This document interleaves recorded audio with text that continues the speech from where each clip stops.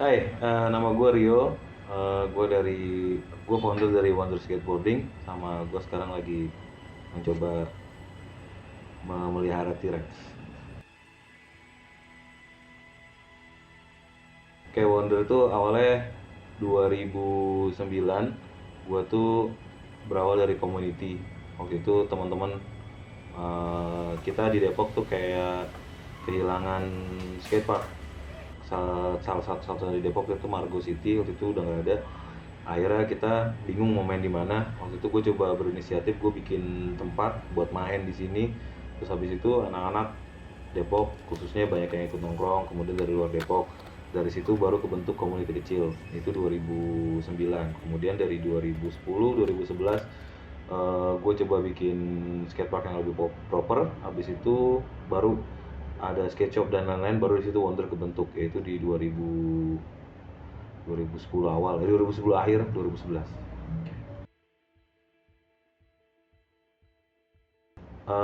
Pertama tuh ada gue, kemudian ada adik gue waktu itu Wildan, kemudian disupport sama kebetulan orang tua gue, disupport sama mertua gue juga waktu itu, kemudian teman-teman di Depok sendiri, dan di awal juga teman-teman dari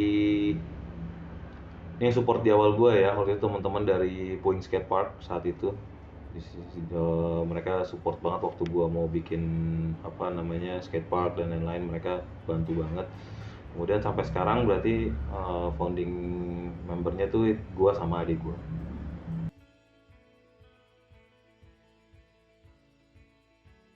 Tahun terberatnya Wonder, oke, tahun terberat mungkin ini juga jadi tahun terberat brand. Hampir semua brand menurut gue itu adalah era pandemic 2001 ya, 2020 2001 itu era terberatnya kita, karena pergerakan kita dibatasin. Kemudian eh, apa namanya, kayak kita mau mau explore juga sulit keluar, terus kita mau jualan juga.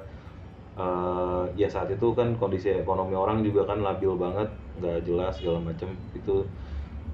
Kreativitas kita juga ibaratnya tersendat karena banyak banget tempat yang nggak boleh kita datengin gitu ya, ruang publik juga banyak yang ditutup saat itu. Menurut gua 2020 2021 mungkin jadi era tergelapnya Honda.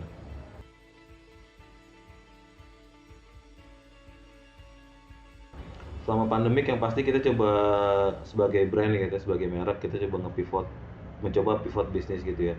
Mungkin di awal tuh skateboard itu kan bakal kerasa skateboardnya kita kalau ketemu sama orang langsung, ketemu sama temen lu langsung, ngumpul-ngumpul langsung, terus apa namanya, ya semua kontak fisik lah, kita ketemu langsung ngobrol dan lain-lain. Akhirnya untuk ngatasin itu kan kita mau nggak mau mencoba untuk apa-apa tuh harus digital, harus online, apa segala macam.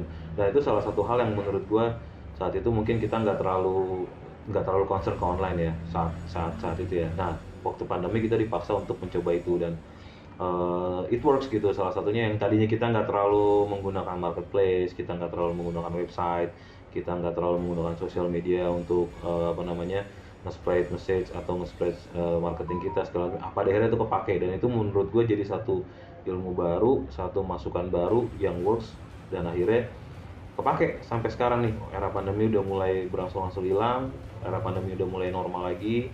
Nah, pada akhirnya menurut gue sampai sekarang tuh kepake.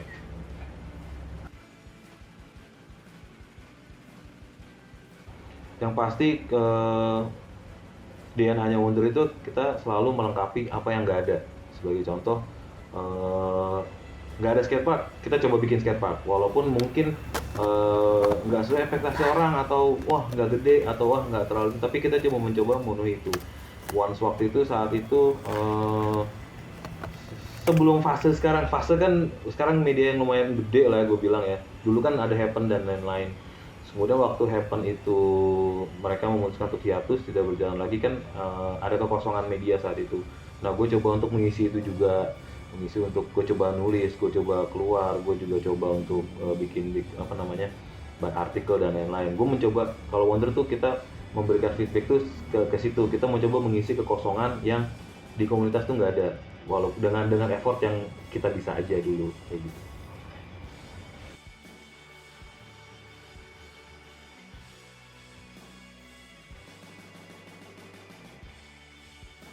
Oke, papan blank ini menurut gue jadi salah satu, gue bisa bilang ini jadi salah satu concern bersama ya. Maksudnya semua orang tahu lah masalah ini gitu ya.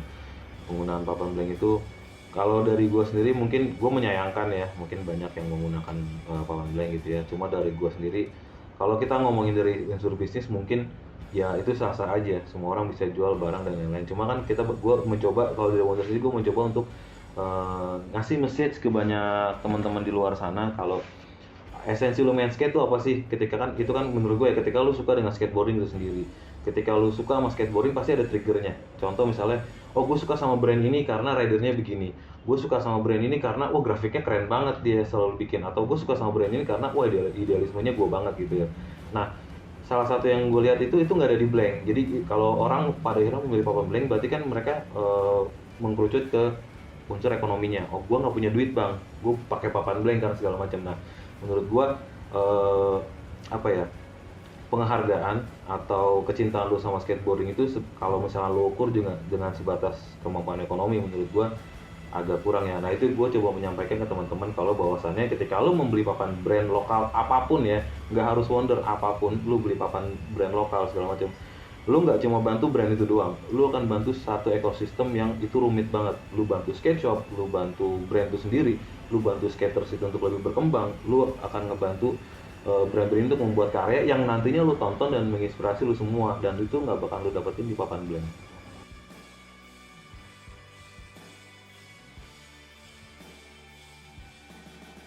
eh art atau itu ya. Nah kalau gua sendiri sebenarnya hampir semua brand ya, semua brand itu kan punya punya karakter masing-masing. Nah kalau si Wonder sendiri memang kenapa selalu ada unsur serigala gitu ya, karena di awal tuh gue ngerasa salah satu binatang yang dia bisa hidup berkelompok secara bagus gitu ya, itu serigala. Ke event pun dia bisa berhidup tidak berkelompok, dia juga tetap bisa mandiri. Itu yang gue angkat dari grafik-grafik Wonder, kenapa selalu ada serigala. Jadi lu mau berkelompok oke, lu mau sendiri juga lu tetap bisa jalan. Nah itu gue lihat itu cocok sama skateboarding itu sendiri. Karena kan skateboarding itu kan olahraga individu sebenarnya ya, nggak kayak bola lu harus main bersebelas orang gitu, atau lu nggak kayak, kalau nggak kayak bulu tangkis lu harus ada lawannya tuh. Skateboarding tuh lu bisa sendiri. Ya lu sendiri juga lu keren, tapi kalau lu bersama-sama lu jadi kuat gitu aja.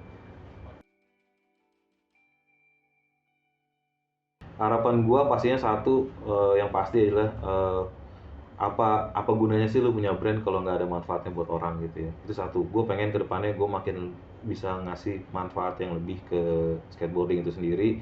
Kedua, gue pengen skateboarding itu bisa mandiri, brand itu bisa mandiri kedepannya. Dan gue pengen juga yang pasti satu, menginspirasi teman-teman di luar sana yang baru mau coba untuk main skate dan lain-lain itu dulu.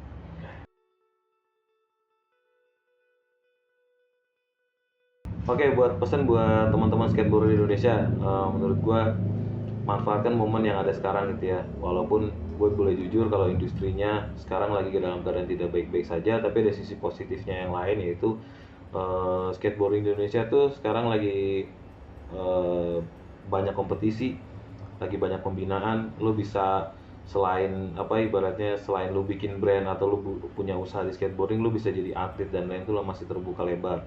Dalam artian sekarang berusaha sebaik sebaik mungkin ke skateboarding dengan cara lu, selama lu pikir itu benar dan tidak merugikan orang lain, lakukan. Itu aja. Thank you. Siap. Terima kasih juga untuk Fast Skateboard Media. Thank you. Sukses buat lo semua.